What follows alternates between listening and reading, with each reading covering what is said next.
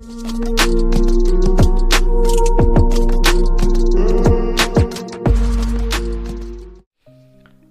दोस्तों, स्वागत है आपका हमारे YouTube चैनल पर। और आज हम आ चुके हैं एक नए वीडियो के साथ, जिसमें हम लोग डिस्कस करने वाले हैं कि किस तरीके से एक गेम बनाएंगे। यहाँ पे आज रॉक पेपर सीजर आप लोगों ने बचपन में बहुत खेला होगा, तो वही गेम आज यहाँ पे हम लोग बनाएंगे। ठीक है, तो कैसे बनाते हैं चलिए एक स्टेप बाय स्टेप मैं आपको समझाता हूँ। और यहाँ पे क्लास क्रिएट कर लेते हैं, rock underscore paper underscore scissor. ठीक है,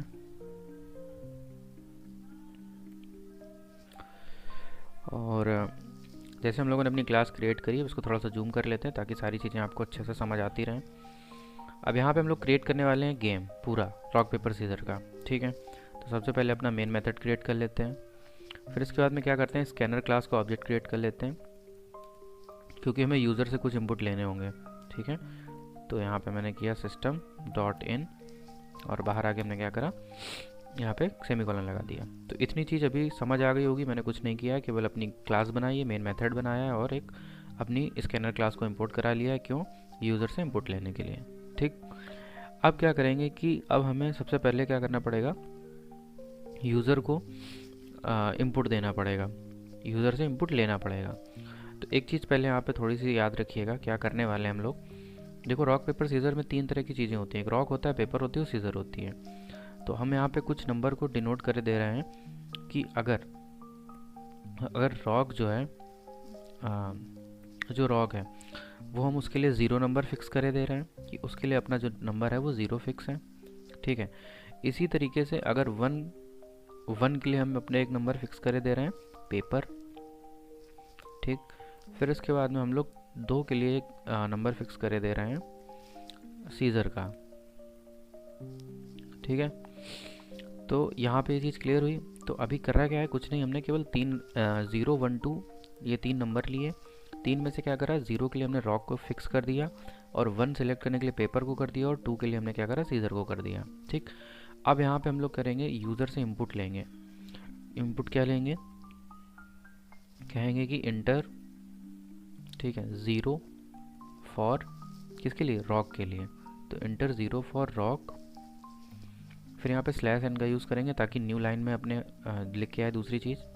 फिर कहेंगे कि इंटर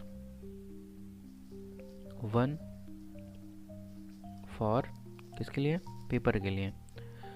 इंटर 1 फॉर पेपर। फिर हम लोग स्लैश एन का यूज़ करेंगे। फिर यहाँ पे इससे यूज़र से इनपुट लेंगे, कहेंगे कि इंटर 2 किसके लिए, फॉर सीजर के लिए।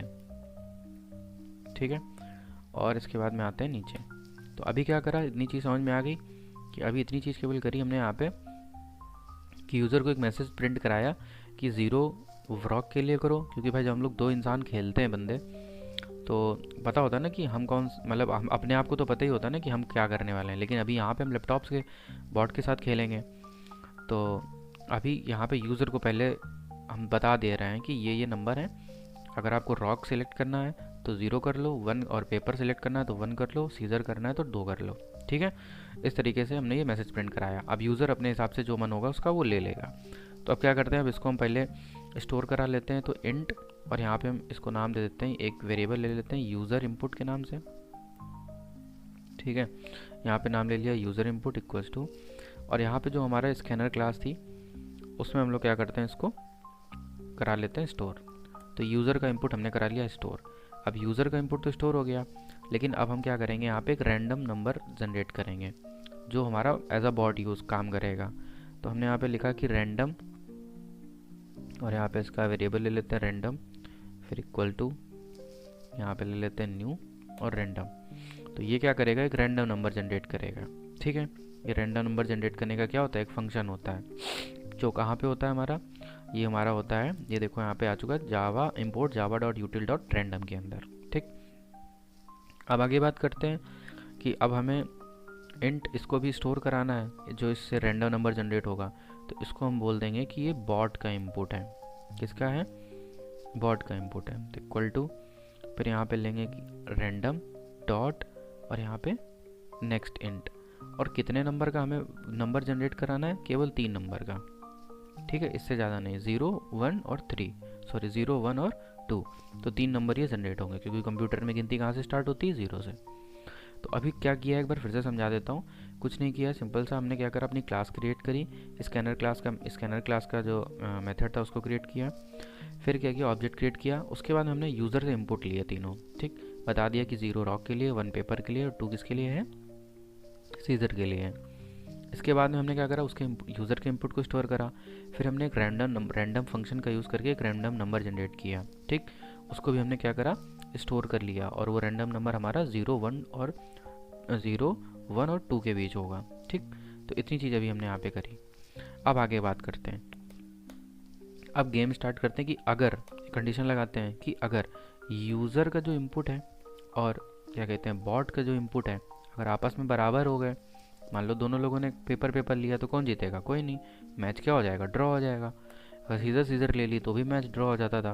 अब इतना तो याद ही होगा, बचपन में खेले हैं, तो तो मैच हो गया ड्रॉ, तो यहाँ पे ड्रॉ लिख दे रहे हैं बस, ठीक।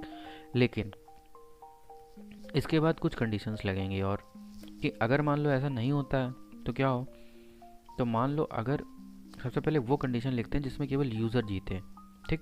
तो यूज़र इनपुट अगर करता है 1, क्या करता है, यूज़र इनपुट करता है, 0 से लेते हैं 1 से कहा, अगर यूज़र का जो इनपुट है, ठीक है, वो क्या है, इक्वल टू 0 है, तो हमारा और क्या कहते हैं जो बॉट का इनपुट है, ठीक है, यूज़र का इनपुट 0 है और बॉट का इनपुट अगर 2 है, ठीक। तो इसमें क्या होगा कि इस कंडीशन में 0 किसके लिए, हमारा रॉक के लिए, और बॉट इनपुट अगर करेगा 2 तो 2 है सीजर के लिए, ठीक। तो कौन जीत जाएगा, हमारा यूज़र जीत जाएगा, ठीक है। और अगर इसके अलावा बॉट कोई और इनपुट करेगा तो यूज़र नहीं जीतेगा। तो इसलिए हमने ये कुछ कंडीशन है ये फिक्स करे दे रहे हैं जिसमें केवल यूज़र जीतेगा। तो ये कंडीशन हुई। फिर यहाँ पे लगाते हैं और ऑपरेटर, ठीक।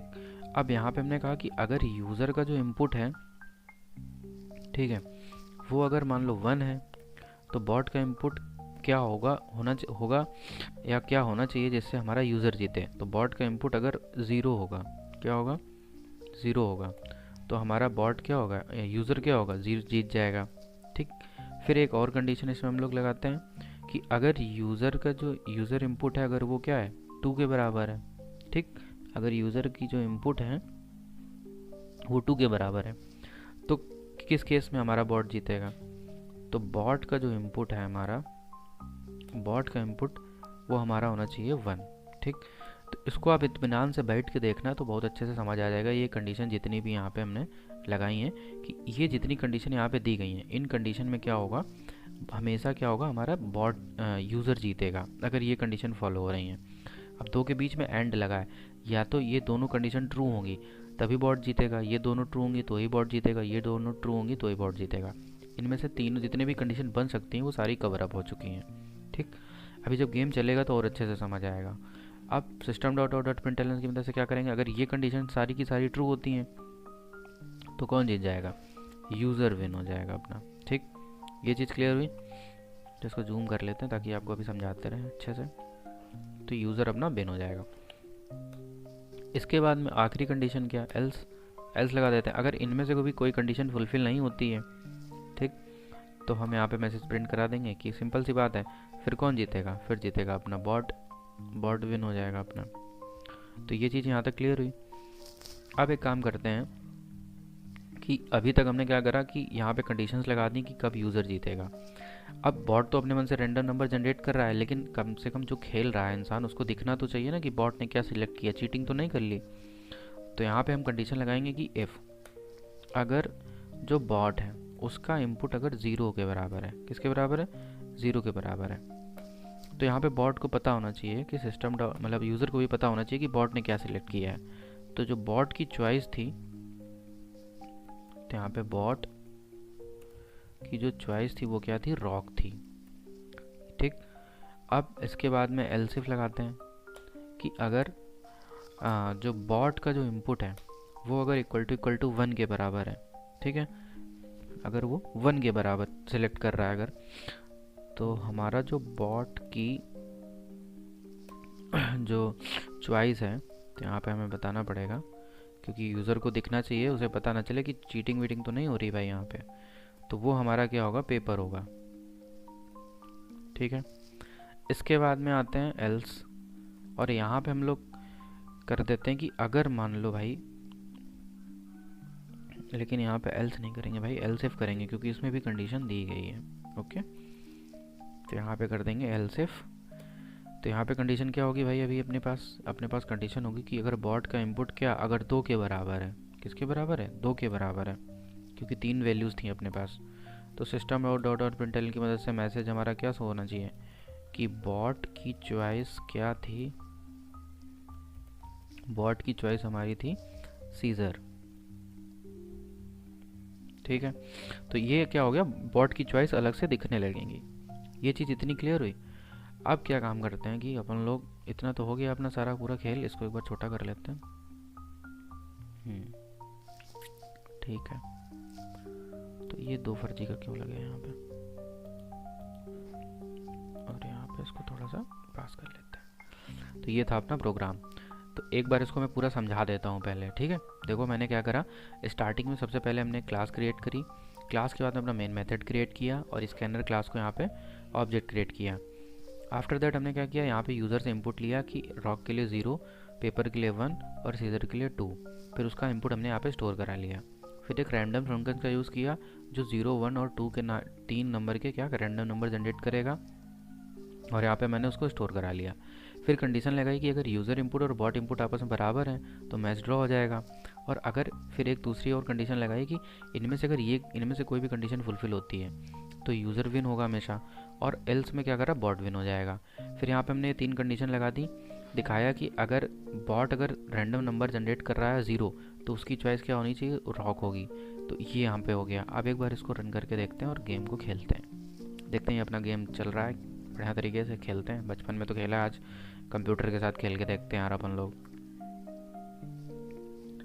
तो बस अब यहाँ पे देखो क्या आया, लिख के कि enter 0 for rock, enter 1 for paper and enter 2 for scissor. ठीक है, तो अगर मान लो हम यहाँ पे 1 क्लिक करते हैं तो मैच ड्रॉ हो गया, क्योंकि बॉट की चॉइस क्या थी, पेपर थी। ठीक, तो दोनों लोगों ने पेपर सिलेक्ट कर लिया, इसलिए क्या हो गया, मैच ड्रॉ हो गया। समझ में आया? दोबारा रन करके देखते हैं, अभी तो मैच ड्रॉ हो गया। दूसरी बार में देखो कह रहा है कि भाई चॉइस करो, तो मैंने यहाँ पे 2 चॉइस कर ली। कह रहा है बॉट विन हो गया, क्योंकि विन क्यों हुआ, बॉट ने रॉक चूज़ किया था, और 2 में हमारा क्या है, सीजर। भाई रॉक है, पत्थर फेंक के मारेगा तो कैंची तो टूट ही जाएगी यार, तो वो जीत गया। एक बार और चला के देखते हैं। ठीक है, सो एक बार और चलाया, फिर पूछ रहा है भैया बताइए, तो मैंने कहा अब की हम सेलेक्ट करते हैं 0। तो कह रहा है फिर बॉट जीत गया, क्योंकि 0 था रॉक और बॉट ने चूज़ किया पेपर, तो पेपर क्या करेगा, रॉक को कवर कर देगा। ठीक, तो ये चीज़ समझ में आ गई होगी। एक बार और खेल लेते हैं यार, मन हो रहा है बार बार हैं। बचपन में इंसान के साथ खेलते थे, आज बॉट बना के साथ खेल रहे हैं हम लोग। तो अब एक बार फिर से हम यहाँ पे करते हैं 2 मतलब सेलेक्ट कर लेते हैं। बॉट यार बहुत जीत रहा है बार बार, रॉक ले लिया उसने चट्टे से। और तब तक खेलेंगे जब तक हम लोग विन ना हो जाए। ठीक है, तो यहाँ पे आते हैं और एक बार ले लेते हैं, फिर 1 लेते हैं रैंडम। भाई साहब बॉट तो बहुत खिलाड़ी आदमी है। एक बार और करते हैं बॉट को यार, भाई बॉट ही जीते पड़ा है ये तो।